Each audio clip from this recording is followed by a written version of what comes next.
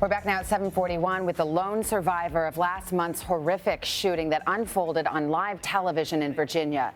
Vicki Gardner suffered serious injuries when she was shot by the man who also killed reporter Allison Parker and photographer Adam Ward. Gardner is with us this morning along with her husband, Tim Gardner. Good morning to both of you. Good morning, Savannah. Vicki, we spoke last night. I knew you sounded good and your spirits were so high. Now I can see you look good, but the whole country wants to know how you're feeling, how you're recovering, how you're doing this morning.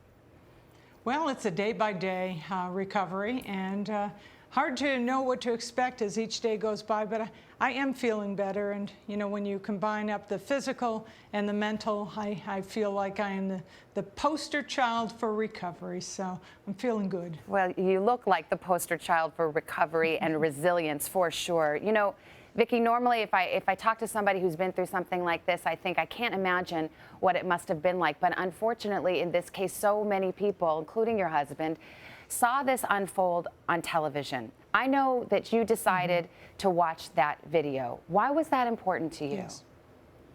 Well, we certainly want to get, you know, your mind can conjure up all sorts of things.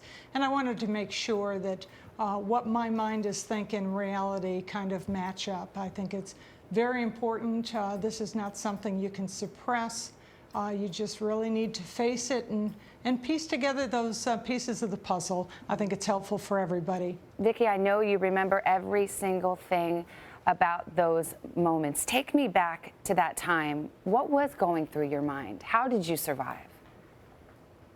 Well, I will say, let me start real quickly of saying, in preparing for this, the whole idea was a great big celebration of the 50th anniversary of Smith Mountain Lake, and what can we do to showcase this? And we had ideas, 4 years in the working, ideas galore, lots and lots of fun. So when Allison and Adam and I got together and we began sharing all of these things and saying, how can we put it all into, you know, 3 segments of a live show, we had a great time in doing that.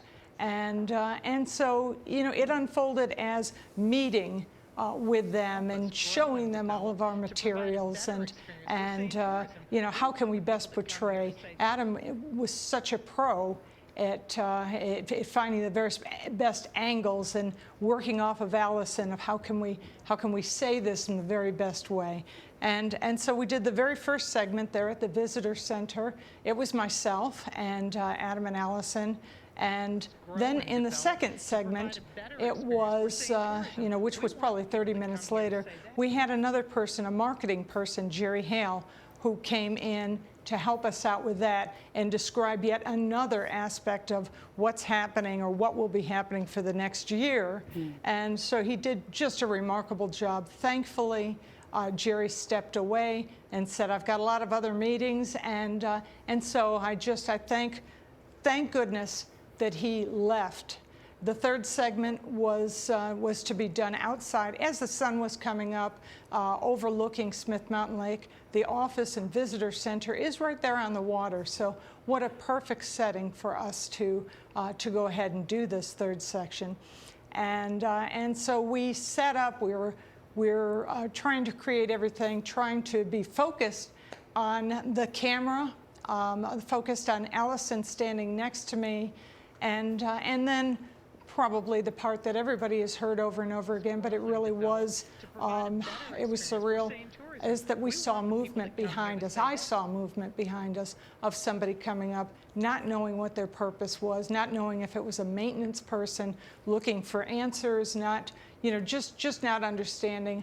I saw somebody that looked a little boxy, and which of course the full armor gear explained that. And then, of course, everything just was rapid. It unfolded from there.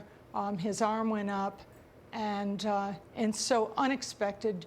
A mind can't conjure up reality, even though you're living it. And so he was shooting, and we did. You know, again, you've heard it. You've seen many things that transpired. Adam went down. All of the fire happened to be at face level. Allison had moved off in a different direction, And I just felt that the very best thing was just to drop, just to pretend as though I had been hit and just drop and go into fetal position, of which, of course, it was somewhat quiet.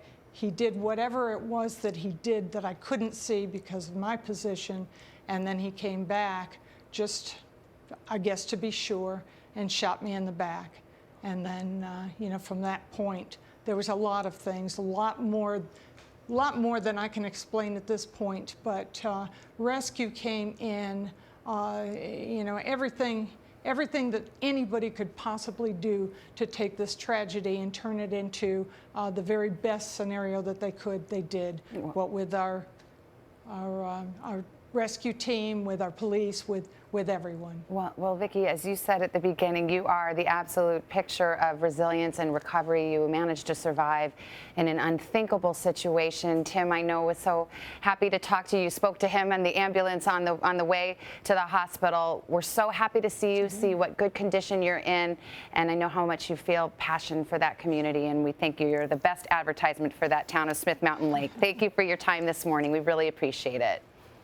Well, if I can just say one last thing, I do want to say that this community, what I want to showcase is what a community does right when a tragedy happens. We hear a lot of communities that just don't know how to deal with it. This community did it right. They pulled together. They continue to be respectful and honor everything that is happening in such a great way. Yeah. And well, they certainly have, and we're so happy to see you both. Thank you so much for your time this morning.